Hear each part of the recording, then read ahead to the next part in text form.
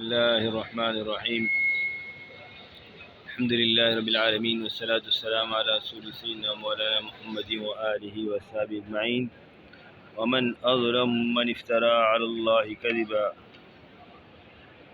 بسم اللہ الرحمن الرحیم۔ آج ہم بات کریں گے بدعت کے حوالے سے کہ بدعت کی حقیقت کیا ہے۔ حدیث شریف میں آتا ہے من احدث فی امرنا ما لیس منہ فہو رد، جو دین کے معاملے میں ایسی بات کرے جو دین کے اندر نہیں ہے تو وہ نئی بات دین میں ایجاد کرے، وہ بدعت ہے۔ اب وہ نئی بات کیا ہے؟ اس معاملے کے اندر افراط اور تفریط پایا جاتا ہے کہ بدعت کیا ہے اور بدعت کیا نہیں ہے۔ افراط تفریط کس طرح پایا جاتا ہے؟ بعض وہ لوگ جو غیر مقلد یا سلفی یا اہل حدیث کہلاتے ہیں، وہ دین کی بہت ساری چیزوں کو بدعت کہہ دیتے ہیں۔ اس میں راہ اعتدال قائم کرنا، اور کچھ جو بدعتی یا اہل سنت اپنے آپ کو کہنے والے یا بریلوی طبقہ یا عاشق رسول کہلانے والے، وہ بہت ساری بدعات اور خرافات کے اندر مبتلا ہو گئے۔ یہ فرق کیوں آتا ہے؟ یہ دین سے لا علمی کی وجہ سے آتا ہے۔ علامہ اقبال کا شعر ہے، حقیقت خرافات میں کھو گئی، یہ امت روایات میں کھو گئی۔ جب حقیقت کو چھوڑ دیا جاتا ہے تو پھر انسان روایات اور خرافات کے اندر مبتلا ہو جاتا ہے۔ تو ہر وہ نئی چیز جس کو دین سے منسوب کیا جائے گا وہ بدعت ہوگی۔ لیکن یہ بھی نہیں ہے کہ ایک چیز کا حکم قرآن و سنت کے اندر موجود ہے اور آپ اس کو بدعت کہہ دیں، یہ بھی افراط اور تفریط ہے۔ جیسے اللہ فرماتے ہیں لا تغلوا فی دینکم، دین میں غلو نہ کرو۔ غلو کی وجہ سے بھی بہت ساری بدعات نے جنم لے لیا ہے۔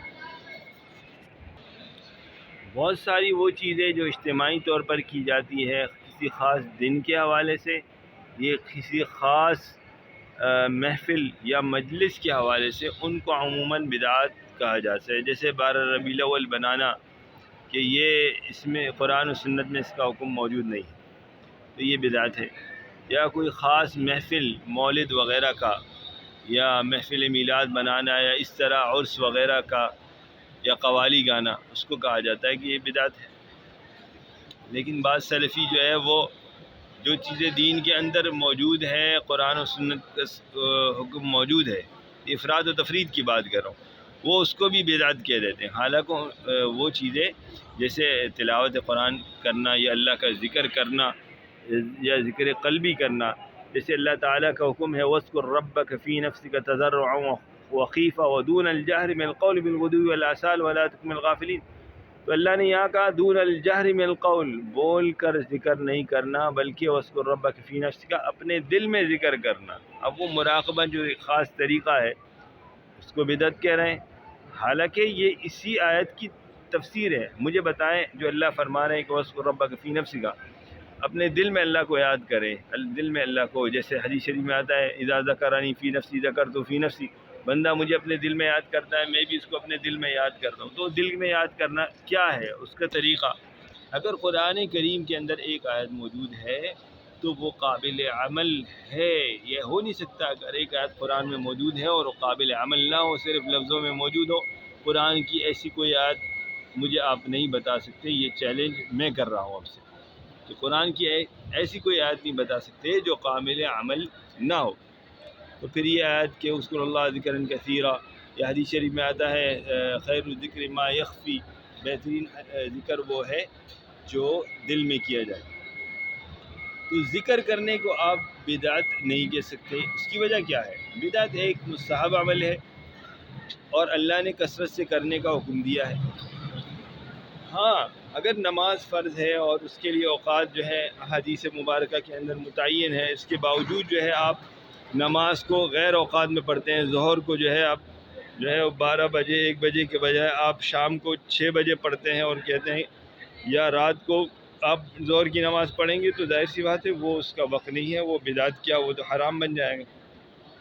ٹھیک ہے، اسی طرح وہ ہر کام جو حرام ہے وہ تو بالکل دین بن ہی نہیں سکتا۔ مثال کے طور پر قوالی گانا، قوالی کے اندر ڈھولک بجانا، اس میں میوزک بجانا یا اس پر ڈانس کرنا، جیسے وہ کہتے ہیں ہم دھمال ڈال رہے ہیں، تو یہ تو سراسر حرام ہے۔ حرام بات کو اگر آپ دین کہتے ہیں تو اس کو ہم بدعت اور حرام کہیں گے۔ تو اسی سے بدعت حسنہ اور سیئہ ہوتی ہے۔ تو میں نے آپ کے سامنے تفصیل بیان کر دی کہ وہ چیز جیسے تلاوت کلام پاک ہے، اس کا حکم قرآن میں موجود ہے، اور یہ نفل مستحب عمل ہے، کوئی فرض واجب نہیں ہے کہ جس کے لیے وہ اوقات متعین ہو، طریقہ متعین ہو یا کوئی آیت متعین ہو۔ اسی طرح ذکر ہے، اسی کے لیے کوئی وقت تعین نہیں ہے۔ تو یہ چیز کبھی بھی بدعت نہیں بن سکتی۔ ذکر کرنا کبھی بھی بدعت نہیں بن سکتا، تلاوت کرنا کبھی بھی بدعت نہیں بن سکتا، نفل پڑھنا کبھی بھی بدعت نہیں بن سکتا، اللہ ہے کہ ایک آدمی اس طریقے سے نفل پڑھتا ہے کہ ایک آدمی ایک ٹانگ پر جو ہے نفل پڑھ رہا ہے، یا اس کا حلیہ بگاڑ دیا، نماز کو دوسرے طریقے سے پڑھ رہا ہے، تو ہم یہ کہہ سکتے ہیں کہ اس کے اندر بدعت کو یا سیئہ کو یا اس میں خرافات کو شامل کر لیا۔ اور ایک بات یہ ہے کہ آپ نے کس درجے، اگر آپ ایک مثال کے طور پر ہم میلاد کی بات کرتے ہیں کہ میلاد بنانا بدعت ہے یا نہیں، اگر ہم تھوڑی دیر کے لیے ہم اس کو بدعت کہہ لیں یا چھوڑیں اس کو، تھوڑی دیر کے لیے ہم بدعت نہیں کہتے، لیکن آپ اس کو دین کے ساتھ منسوب کرتے ہیں۔ جب دین کے ساتھ منسوب کرتے ہیں تو کس وجہ سے دین کے ساتھ منسوب کر رہے ہیں؟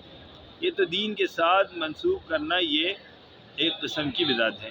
چلو آپ دین کے ساتھ منسوب نہیں کرتے اور اس پر ایسے کوئی فضائل نہیں بیان کرتے، اس کے بارے میں کوئی یہ بات نہیں کرتے کہ ہم عشق رسول کے اندر محفل میلاد بنا رہے ہیں یا مولد رسول یا میلاد نبی بنا رہے ہیں، تو اب دیکھنا یہ کہ آپ اس کو کس طریقے پر بنا رہے ہیں۔ اگر آپ اس کے اندر خرافات کر رہے ہیں تو وہ سراسر بدعت اور حرام۔ اگر اس کے اندر حرام کو شامل کر رہے ہیں، جیسے مرد و عورت کا اختلاط یا گانا بجانا ہے، یا یہ حرام ہو جائے گا۔ اگر آپ اس کے اندر خرافات کر رہے ہیں تو آپ اس کو بدعت کہیں گے اگر دین سے منسوب ہے۔ اور ہاں، اگر اس کے اندر آپ نیک کام کرتے ہیں، اس دن آپ جو ہے نبی علیہ السلام کی احادیث اور سیرت کو بیان کرتے ہیں، نمازیں پڑھتے ہیں، یا اس کے اندر جو ہے وہ صدقہ دیتے ہیں، تو صدقے دینے کو آپ بدعت تو نہیں کہہ سکتے، یا نماز پڑھنے کو یا روزہ رکھنے کو آپ بدعت تو نہیں کہہ سکتے۔ ہاں، آپ اس کے فضائل یہ بیان نہ کریں کہ اس دن روزہ رکھنے کی کوئی فضیلت ہے۔ جب آپ حدیث وغیرہ بیان نہیں کرتے تو بالکل اس کا جواز ہے، اس کی ممانعت کی کوئی ایسی بات نہیں ہے کہ ہم اس کو کہیں کہ یہ منع ہے یا یہ ایسی بدعت ہے کہ اس کے اندر کوئی ایسی خلاف شریعت چیز کو دین کے اندر شامل کر لیا گیا ہے۔ تو لہذا محفل میلاد بناتے وقت ایک تو بنانا نہیں چاہیے۔ ہاں، اگر آپ بنا رہے ہیں تو اس کے اندر آپ نبی علیہ السلام کی سیرت کو، احادیث کو بیان کریں، سنت کو بیان کریں، اس کے اندر لوگوں کو کھانا کھلائے، اس کے اندر نماز پڑھے، اس کے اندر درود شریف جو اللہ کا حکم ہے، ان اللہ و ملائکتہ یصلون علی النبی، آپ نے اس کے لیے ایک اہتمام کر لیا ہے، ایک محفل قائم کر لی، جیسے حدیث شریف میں ذکر آتا ہے حلق الذکر، ذکر کے لیے حلقہ یا محفل قائم کرنا، تو یہ تو احادیث سے ثابت ہے۔ اور یہ اسی طرح تعلیم و تعلم ہے، اس کو آپ بدعت نہیں کہہ سکتے۔ شریعت نے تعلیم حاصل کرنے کا حکم دیا ہے، لیکن تعلیم کو جو ہے کسی مخصوص طریقے کے ساتھ خاص نہیں کیا۔ جب قرآن کریم آپ پڑھیں گے تو قرآن کریم کے اندر آپ کو اندازہ ہو جائے گا کہ قرآن کریم نے جو ہے وہ تعلیم کے لیے کتنا عام اسلوب بیان کیا ہے۔ اس کے لیے کتاب کی شرط بھی قرآن کریم نے نہیں لگائی۔ اللہ تعالیٰ نے فرمایا واتقوا اللہ ویعلمکم اللہ، تقویٰ سے اللہ سکھاتا ہے۔ اسی طرح یخلقکم فی بطون امہاتکم لا تعلمون شیئا وجعل لکم السمع والابصار والافئدہ، آپ کی آنکھیں ہیں، آپ کے کان ہیں، آپ کا دل ہے جو سوچنے کے لیے یہ آلات علم ہے، آپ ہر وقت اس سے علم حاصل کر سکتے ہیں، اقرا ہر وقت پڑھ سکتے ہیں۔ تو اب آپ اس کے لیے اگر منظم طریقے سے، جیسے یہ مسجد نبوی مسجد حرام ہے، یہاں پر دیکھیں یہ مدرسہ قائم ہے، اس طرح علم کے لیے حلقہ قائم کرتے ہیں، اس کے لیے کوئی مدرسہ بناتے ہیں یا جامعہ بناتے ہیں، تو وہ بدعت نہیں ہے، کیونکہ اللہ کا حکم ہے، نبی علیہ السلام کا حکم ہے کہ بھئی علم حاصل کرو۔ یہ تو خاص اس حدیث پر عمل کرنا ہے، اس کو بدعت اس وقت تک نہیں کہیں گے جب اس کے اندر کوئی خرافات شامل نہیں ہوگی۔ ایک وہ چیز ہے جس کا حکم ہی نہیں موجود ہے، اور اس کا حکم موجود نہیں ہے، قوالی کا حکم موجود نہیں ہے، یا کوئی اور آپ ایسے کوئی پارٹی کرتے ہیں اور دین کے نام پر کرتے ہیں، اس کا حکم موجود نہیں ہے۔ اور اس کو آپ دین کے ساتھ منسوخ کرتے ہیں اور اس میں خرافات شامل کرتے ہیں تو وہ سراسر حرام اور بدعت ہو جائے گا۔ تو میں سمجھتا ہوں ابھی آپ کو فرق سمجھ میں آ گیا ہوگا کہ ایک چیز کا حکم شریعت میں موجود ہے، اس کے لیے خاص طریقہ نہیں ہے، اور آپ اس کو کسی خاص طریقے سے کرتے ہیں اس کے اہتمام کے لیے، جیسے اجتماعات کا قائم کرنا ہے، یہ دین کے قیام کے لیے تبلیغی اجتماعات ہو رہے ہیں، دوسرے اجتماعات ہو رہے ہیں، تو اس کو آپ اس وقت تک بدعت نہیں کہیں گے جب اس کے اندر کوئی ایسی چیز جو خلاف شریعت ہو وہ نہ کرے۔ خلاف شریعت چیز کو آپ شریعت کے نام سے منسوخ کر کے کریں گے تو وہ بدعت بن جائے گا۔ من احدث فی امرنا ما لیس منہ فہو رد، یا من اظلم ممن افترى علی اللہ کذبا، کہ کون اللہ پر جھوٹ بولتا ہے اللہ کے دین کے معاملے میں۔ تو لہذا قرآن اور سنت کے اندر جو چیزیں ہیں اس میں بھی احتیاط کی ضرورت ہے۔ جس طرح آپ جو ہے ہر چیز کو بدعت نہیں کہہ سکتے، یعنی ایسا نہ ہو کہ آپ یہ افراد و تفرید کے دین کے اندر ایک چیز موجود ہے اور آپ اس کو کہہ رہے کہ بدعت ہے۔ ذکر کرنا، تلاوت کرنا، نماز پڑھنا قرآن و سنت میں حکم موجود ہے اور آپ اس کو بدعت کہہ رہے ہیں تو یہ غلط ہو جائے گا۔